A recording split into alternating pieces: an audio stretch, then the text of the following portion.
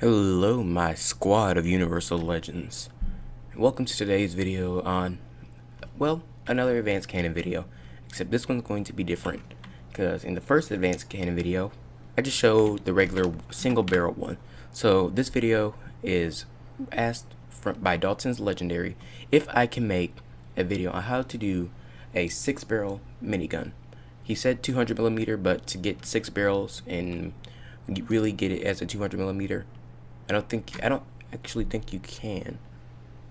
No, you can't get it at 200mm. The max gauge you can get it at 150mm, and I think that requires a 2 meter shell, which, in my opinion, isn't the best way to make a minigun. Now, I will do it anyways, but I'm just going to first show you the way I traditionally do a minigun, which is a single clip long 1mm shell. Well, 1 meter shell. I don't know why I keep saying 1mm. It's very strange. So I'm not gonna make it too tall, and of course you're gonna want to have the gauge first. But the first thing you should do, click on it, set it to the max number of barrels. Now the gauge increase. This is how high I normally set it to, about 100. I'm gonna set the max gauge to 100 because to get a 6-meter long shell and you shrink it down to 100mm thick shell, like the gauge would be 100mm, and you make it 6 meters long, then you can fit that in the max of 1mm shell type. So I'm just gonna do this and then put the cooling units so we can get it to fire as quickly as possible. So we just start going up and down with the cooling, and I generally stop at about, well, I just stop before I hit the barrel. And that's honestly how I do it, because I don't want to waste any space, but I also don't want to put it directly in front of the barrel, because then you can't shoot. Now, I would not make the same mistake that I made last time with my barrel, which was not putting a mantle on it when I was doing the railgun tutorial.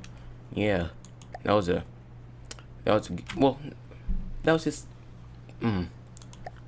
just hit 1,000 hours and I already messed up. Now, as you know from the regular tutorial, we're going to build it like normal, except this time we're going to use the 1 meter long auto loaders, but you're going to use the belt fed loaders primarily, and then have the regular auto loaders. Yeah, you want the belt fed primarily, and then you want the regular auto loaders. That way it's getting the max speed, but it's also still reloading, so it's not slowing down the shell reloading while it's shooting. So that's how I generally do it. Now, let me rephrase that. I believe this is how I do it. I don't remember if I do mostly auto loaders, then belt fed loaders, mostly belt fed loaders, then auto loaders. So I believe those belt fed mainly, because that's what I instinctively did first. So if that doesn't work for you, there will be really 2 reasons. 1, it just needs to be a bit bigger, or 2, I did it backwards and you just got to switch it around. I don't really have the time to test it out both, so sorry for the strange upload schedule, to say, well, inconsistent upload schedule, to say the least, because, well, YouTube right now is really just a hobby. That's really all it is right now, a hobby. And I just want to entertain you guys, so I'm not gonna make it have too many shells, because I don't want to sit here for too long while it reloads. That's not very entertaining. Did I really just did that. Okay, time to get rid of all of these because I placed them facing the wrong way.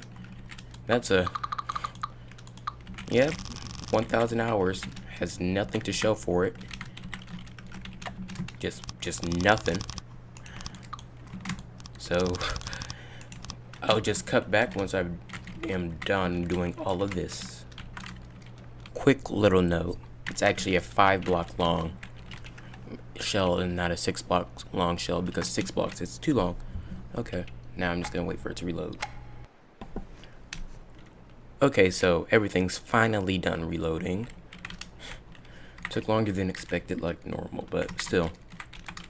I just went with a flak shell for the minigun, so it's not like it's aiming directly at them, but it's really aiming towards them, so that way it's like exploding around the target and bringing it down for things like before I even do that, I don't even want to have the chance to mess up. Just forgot I did that. Okay, so just gonna go up. Where is it? Okay, here. Since I have basically nothing of importance in this area,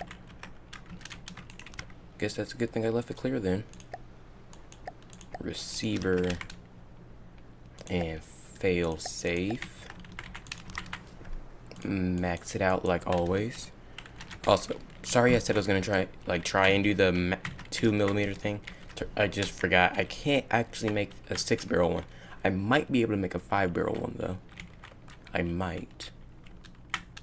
But okay, time to test this out against the flying squirrel. I'm not gonna turn it off because that would make it to where this test is basically useless. And as you can see, I think it took it out. But yeah, it took it out now. But as you can see, it has some gaps in between each shot. Now, I don't know what that is. Wow, it's reloading. Anyways, that might be because the barrel's cooling down quickly enough, so I don't know what it is actually. Yeah, I really don't know. I also don't know why the barrel is so short. That could be a reason. I doubt it. Oh, I don't want to disable that. I think it's because the gun is emptying out all of its shells before it has a chance to reload. Let's see.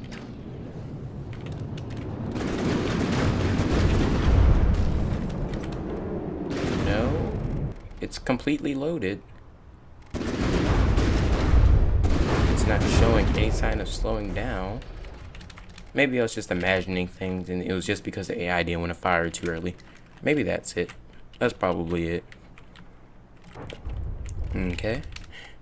So, that's the minigun. Hope you liked it. But like always, knowing me, I decided to make a bigger version. Of course I did. I never want to leave you guys hanging. And I didn't even bother waiting for this thing to fully reload because that's just gonna be too painful. But it can still fire. Just gotta add the weapon controller to this one as well. As you can see, it's a lot less in the front, but it also doesn't have enough space in the front, so oh, that's why. Fail safe. And of course the transmitter. It's moving back into there, so that should be. Let's see how this one does against the flying squirrel. This one uses flak and frag. No, not flak. HESH shells. So high explosive and frag shells. But I didn't put the proximity fuse like I did on the other one, so this one has to aim directly at it, hit it. So let's see how it does. Of course it hits the ammo. Of course. But as you can see, it's much slower. Yeah, and this one I decided to test out the heavy barrels, and besides that, besides the fact that I think that's what's slowing it down, as you can see here, it's also just because the flying squirrel is so erratic. So, let's try that out on a more stationary target. The Marauder, like always. Oh, I exploded. Turn both of these off then. And I can't get rid of the screen, so now I can teleport back to it and then just repair it all.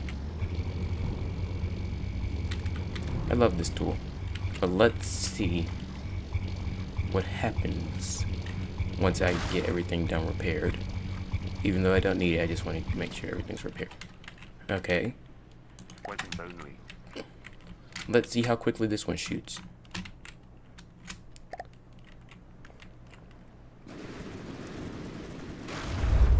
Now, you may not believe it, but those two actually shoot at the same speed since they do not have a cooldown, and they both have a max fire rate of 2,000 shells a shot. Except this, if that one was like slowing down because his shells weren't getting to it quickly enough, this one has more autoloaders, so it's actually feeding it quickly enough. As you can see, it's dead. And thanks to the new engine, you don't have to worry about frags and explosives hitting targets that quickly and lacking the game out extremely. But, like always, that was this episode. Thank you all for watching. Hope you enjoyed.